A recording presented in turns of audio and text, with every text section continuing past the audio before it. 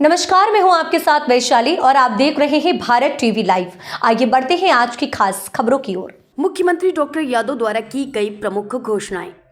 प्रदेश में संचालित गौशालाओं को श्रेष्ठ संचालन के लिए पुरस्कृत किया जाएगा।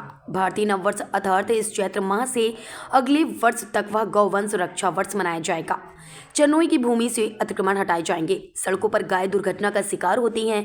प्रति 50 किलोमीटर पर ऐसी व्यवस्था होगी कि घायल गाय को इलाज के लिए आसानी से ले जाया जा सके। हाइड्रोलिक कैटल लिफ्टिंग व्हीकल का टोल व्यवस्था के अंतर्गत प्रबंध किया जाएगा।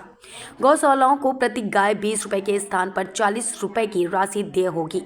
चारा या भूसा काटने के लिए प्रयुक्त होने वाले उपकरण पर अनुदान की व्यवस्था होगी।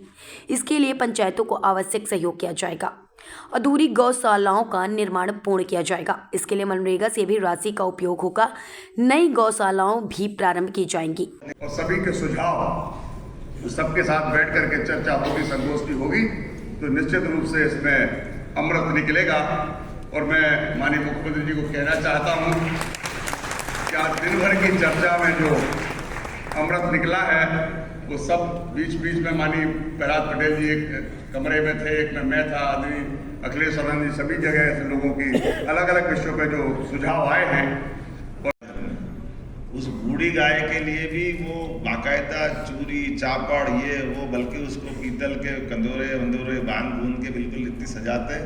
हमने कहा ये आप क्यों करते हो? तो बोले माँ है हमारी, जब तक दूध खाया, ये बूढ़ी हो गई तो इसकी सेवा क्यों नहीं करना चाहिए।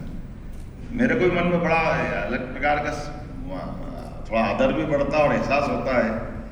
तो ये जो अंदर का भाव है कि अगर थोड़े वृद्ध हैं हो गए, थोड़े घर में अपने बड़े बूढ़े हो गए, तो अपन अपने परिवार के रिश्ते कैसे निभाते हैं। और उसी नाते से हमने जब ये सरकार बनी और सरकार बनने के बाद कई मामलों में निर्णय कर रहे हैं अलग अलग प्रकार के। जैसे माननीय प्रहलाद जी सही कह, पुलिस विभाग के, राजस्व विभाग के अधिकारियों के साथ साथ गौशाला संचालन करने वाले कई संतगण और सनातन धर्म के लोग भी हमारे साथ सम्मिलित थे। सभी अनुशंसाओं को हमने अगले 2 मिनट में हम संक्षेप में इसे बताना चाहेंगे।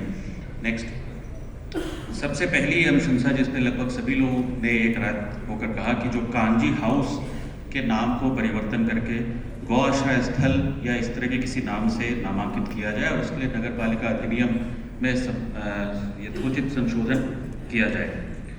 दूसरा जो सुझाव आया कि जितने भी मंदिर, चाहे वो शासन संधारित हो या अन्य मठ मंदिर हैं, उनमें गौपालन हेतु व्यवस्था की जाए, क्योंकि उनके पास भूमि उपलब्ध होती है, और गौशालाओं को उनसे जोड़ा जाए और इसके लिए राजस्व एवं धर्मस्व विभाग के नियमों में उस तरह के प्रावधान किए जाएंगे। तीसरा बिंदु ये आया कि वर्तमान नजूल निवर्तन नियम में गौशाला के लिए भूमि का प्रावधान है या पशुपालन विभाग को भूमि देने का प्रावधान है, परंतु गौ अभयारण्य हेतु भूमि आवंटन के कोई प्रावधान नहीं है। और जिसके लिए 100-200 एकड़ भी जमीन यदि देने की आवश्यकता हो तो गौ अभयारण्य हेतु भूमि आवंटन करने के प्रावधान नजूल निवर्तन नियम में संशोधन कर प्रस्तुत किए जाएं।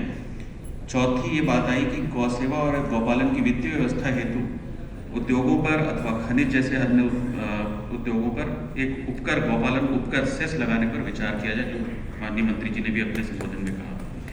एक महत्वपूर्ण बिंदु आया कि मृत गौवंश के निष्पादन हेतु स्थल की समस्या है, तो लगभग सभी का ये मत था कि गौ समाधि स्थल बनाए जाएं और इसके लिए प्रत्येक पंचायत में कोई भूमि आरक्षित की जाए, जिस प्रकार से मनुष्यों के लिए मुक्ति धाम के लिए भूमि आरक्षित होती है।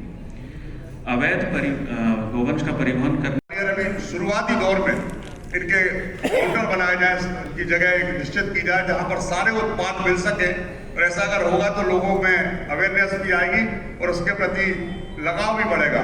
जैसे मैं देख रहा था, बहुत सारी मूर्तियां लोगों ने अलग अलग तरीके से बना के दी हैं, तो उसका लाभ होगा अगर एक जगह पे सारी चीजें उपलब्ध होंगी तो।